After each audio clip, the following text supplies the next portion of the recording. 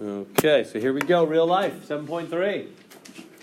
A chainsaw requires 7 hours of assembly and a wood chipper 8 hours. A maximum of 168 hours of assembly time is available. This is like a shop deciding what's the best way to spend their time. The profit is $150 on a chainsaw and $220 on a chipper.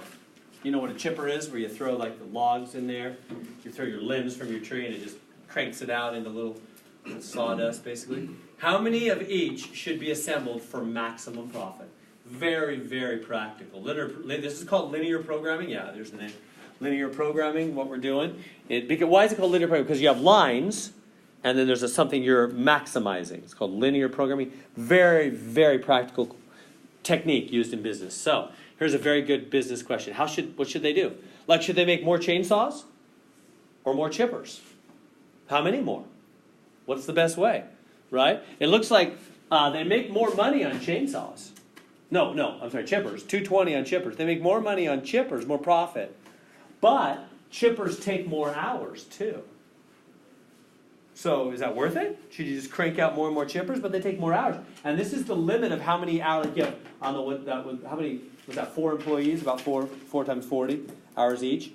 You have like 168 hours of employee time, assembly time. You know, what's the best way to make the most money?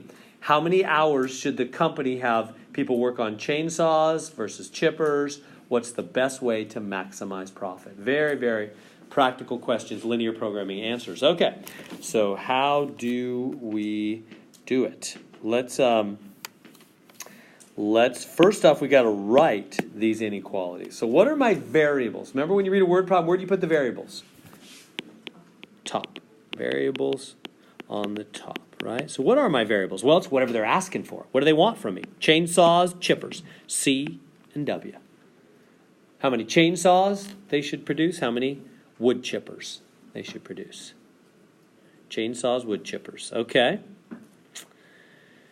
Chainsaws, 7 hours of assembly. So here's going to be the assembly deal for 7 hours for the chainsaw. And the wood chipper is 8 hours. That adds up. It has to be less than or equal to 168 hours. How do I know less than or equal to? Maximum is 168.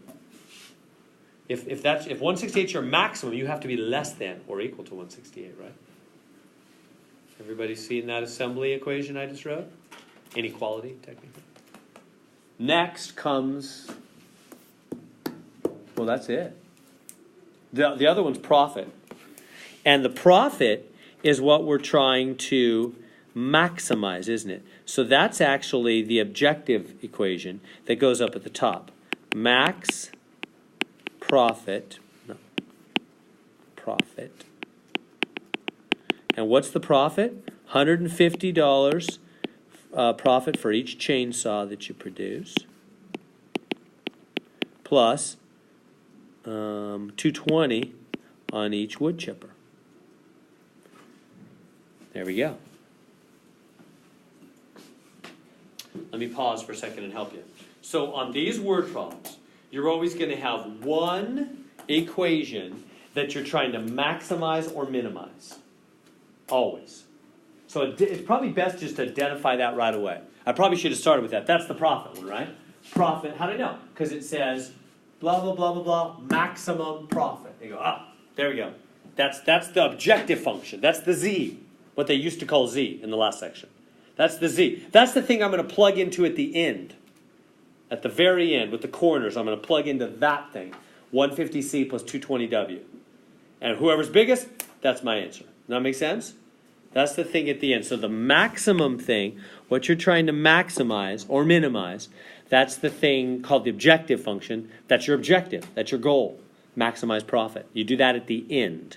The other ones, everything else, you do in the beginning. You graph it. So I'm going to graph this. Now, that's weird. I've only got one line here. Normally, I've got two, huh? This one's easier. They're just giving me one line instead of two. I just graph that thing. All right. Let's graph it. Now, when I go to graph it, what do you got to do to graph? Got to get y alone. Well, who's y? W. Yeah, you just pretend this is x and this is y. Exactly right. Just get y alone, which means get w alone. So jump the 7c over. Divide by 8. Boom. Just type it into your calculator. Is 168 divided by 8 nice? I don't think so. I don't know, maybe it is. Oh, okay, well then do that. Yeah, 21?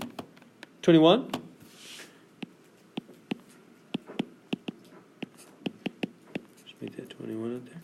Yeah, so type that into your calculator and hit the graph button. That's your y1, right? Y'all with me? This is y1. That's the only y we have. So get rid of y2. Hit clear on your y2. Go down and clear y2. y1 then is minus 7/8 x. Oh, just use x. Just use the x button. We don't have a c, you know. And hit the graph button. I'm getting nothing when I hit graph. Yeah, the window.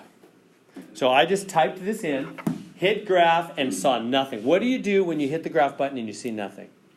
Just panic. Look at your neighbor's paper right away. No. What do? You look at the table. Remember how we talked about that? It's been a while. Look at table. What do I mean table? Let me show you. Table is on the right side there. See table above graph? Right there? That's what will tell you what kind of table it's making. So you can see that second table. And then you look and you go, oh, look. They're all 21, 20, 19, 18. The y values are higher than 10. That's why I'm not seeing anything. My window's only going up to 10 right now. That tells me I need my y max to go higher. In fact, I should have noticed that back here. Look at this y value.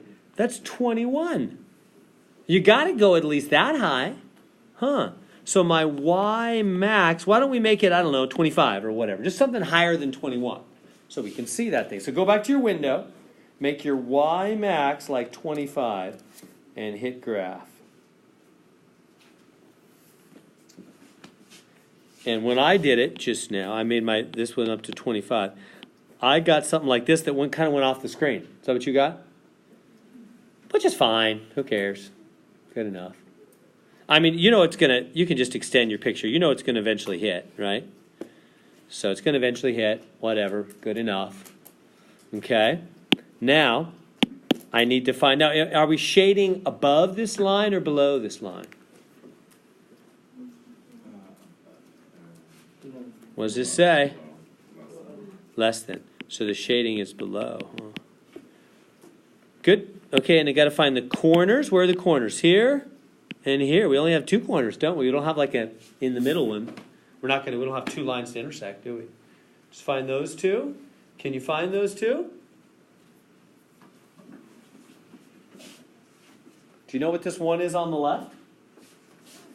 How high up is that? 21. It's this. Remember, that's the height. That's 21, isn't it? Got that one? Well, it's over 0 up 21, technically, right?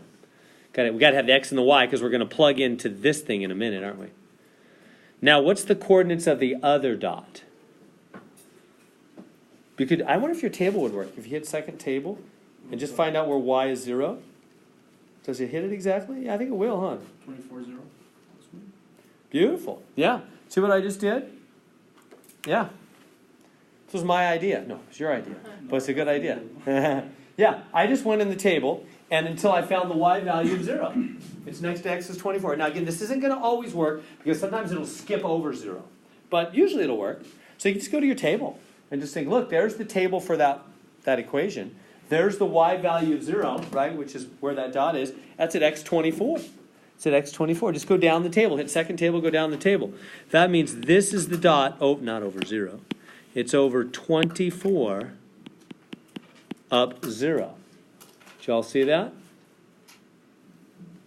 All right, so we just plug in those 2 corners to the objective function, to this. So if you're okay with that, I'm going to go to fresh screen. So I'm trying to maximize 150C plus 220, 220W. And I'm going to use the 021. and the 24-0. Like that. And, right, okay, so let's do it. Just plug these in. So 150 times the first number plus 220 times the second. What is that? I'm getting 4620, and the other one, 150 times 24 plus 220 times 0, 220 times 0.